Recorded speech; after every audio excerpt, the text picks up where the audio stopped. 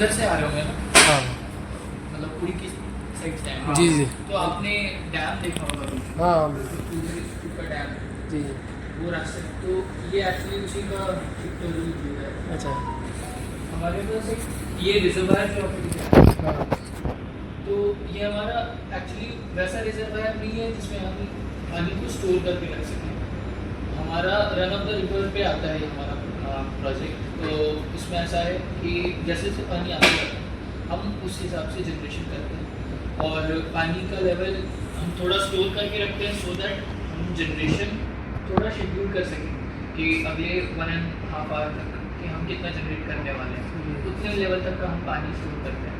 इसके अलावा basically 2 type का प्रोजेक्ट्स होते हैं, एक होता है रन ऑन द रिवर और एक होता है पॉन्डेज। पॉन्डेज वालों के पास रिजर्वायर जो होता है वो काफ़ी बड़ा होता है, जिसमें वो काफ़ी ज़्यादा पानी स्टोर कर सकते हैं। फॉर एग्जांपल वो 1-2 दिन का शेड्यूल कर सकते हैं कि हम नेक्स्ट 2 डेज तक हम कितना जनरेट कर पाएंगे, उतने लेवल तक का पानी वो स्टोर कर पाएंगे। But run on the river है कि जैसे रिवर में पानी बह रहा है हम उसके अकॉर्डिंग हम जनरेशन अपना शेड्यूल करें। तो ये वाला जो रिजर्वायर है इसमें हमारा जो लेवल जितना मैक्सिमम स्टोर करता है वो एक्चुअली 1240 मीटर्स तक तो वाटर लेवल मेंटेन करके रखते हैं। अगर पानी की कमी होती है, फॉर एग्जांपल कुछ सीजन ऐसे भी है, फॉर एग्जांपल विंटर, तो पानी थोड़ा कम हो जाता है, तो हमारा जनरेशन भी फुल कैपेसिटी पर नहीं हो पाता, हमने जनरेशन को थोड़ा कम करते हैं, तो वो भी हम शेड्यूल करेंगे। तो ये पानी यहाँ पे आता है सबसे पहले, ये झेलम का पानी यहाँ आ रहा है। इसके बाद फिर ये हमारे पास 2 HRT हैं, इंटीग्रेटेड गेट्स, ठीक है। यहाँ इन दोनों गेट्स के थ्रू हम वाटर को चैनलाइज करते हैं टनल के थ्रू हमारे MID तक। तो ये जो हेड रेगुलेटर गेट्स हैं ये 2 हैं हमारे पास, इन दोनों के थ्रू हम वाटर रिजर्वायर से लेते हैं और इनको चैनलाइज करते हैं इस टनल में, जो कि आपको टनल दिखा भी होगा जब आप आ रहे हो, तो आपको एक चैनल जैसा भी दिखा होगा जी जिसमें वाटर, तो ये वाला वो चैनलाइज कर रहे हैं, ठीक है। यहाँ से गेट से लेकर हम वो चैनलाइज करते हैं और उसको हम एक टनल के थ्रू यहाँ तक लाते हैं, क्योंकि it is almost 7 to 10 kilometres dam से लेकर यहाँ तक का डिस्टेंस, तो हम वो टनल के थ्रू चैनलाइज करते हैं। वो एक टनल है, बीच में एक सर्च शाफ्ट आता है। आप यहाँ आ रहे होंगे तो एक हमारा जो स्विच यार्ड भी है वहाँ पे पॉटेड यार्ड है, तो वो सर्च शाफ्ट बेसिकली एक टाइप का कुआं आप समझ लीजिए, जहाँ पे क्या होता है अगर वाटर बहुत स्पीड में पीछे से आ रहा है, फॉर एग्जांपल इनफ्लो काफ़ी ज़्यादा हो गया और पानी बहुत तेज़ी से पीछे से आ रहा है, तो ये एक्चुअली यहाँ से आके हम प्रेशर जो बनाएगा वो हमारे MID पे बना देगा, ठीक है। और उसके कारण MID डैमेज हो सकती है, MID जो गेट मेन यूनिट वाल्व ये डैमेज हो सकती है। तो इस प्रेशर को मेंटेन करने के लिए हमने एक यहाँ पे कुआं जैसा बनाया, इन केस बहुत हाई इनफ्लो हो जाता है तो ये जो वाटर लेवल इसमें रहता है वो राइज कर जाएगा और प्रेशर बाकी आगे का मेंटेन रह जाएगा।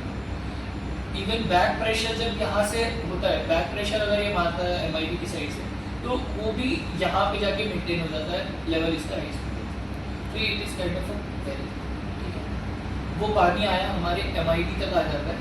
हमारे पास 4 MID है इस पावर स्टेशन में और 4 मशीन है, तो ईच मशीन के लिए हमने एक इनलेट रखा है और अभी करेंटली चारों जनरेशन मोड में है। That means all 4 machines are in running mode and are producing the power, ठीक है।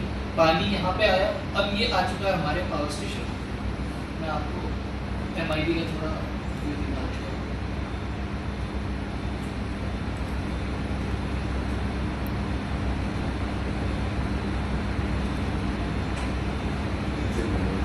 हाँ, वो मैनुअली भी दिखा दें। तो ये एक यूनिट है, 4 यूनिट है हमारे पास, हमने चारों मशीन को यूनिट दिया है, यूनिट 1 to यूनिट 4। और ये आप देख रहे हैं, ये हमारा MID है जहाँ पे एरो की तरह ये MID यहाँ पे पानी आता है। ये एक्चुअली क्रॉस सेक्शन व्यू है, तो ये ऐसा हाफ करके हमने दिखाया है। ये पानी ऐसे आता है, हमारा स्पाइरल केसिंग है यहाँ पर, ये पानी ऐसे घूम के आता है और ये इस रनर को हिट करता है, रनर से वो पानी रनर को घुमा देता है, रनर को घुमाने के बाद वो पानी टर्बाइन ये ड्राफ्ट ट्यूब के थ्रू ये बाहर निकल जाता है और ट्रेन रेस के थ्रू वो बाहर वापस नदी में चला जाता है। तो इस पानी का काम इतना ही है कि वो MID में आएगा, स्पाइरल केसिंग के थ्रू रनर को घुमाएगा और वो यहाँ से ड्राफ्ट ट्यूब के थ्रू बाहर चला जाएगा। एक बार हमारा रनर घूमा, रनर से हमारा शाफ्ट कनेक्टेड होता है, शाफ्ट कनेक्टेड है, तो ये मैकेनिकल प्रोसेस हुआ रनर का रोटेशन, ये मैकेनिकल प्रोसेस है, शाफ्ट कनेक्टेड है। शाफ्ट एक्चुअली ऊपर जाके फिर रोटर से कनेक्टेड है, जो मैं दिखाता हूँ, वो जनरेटर का पार्ट है।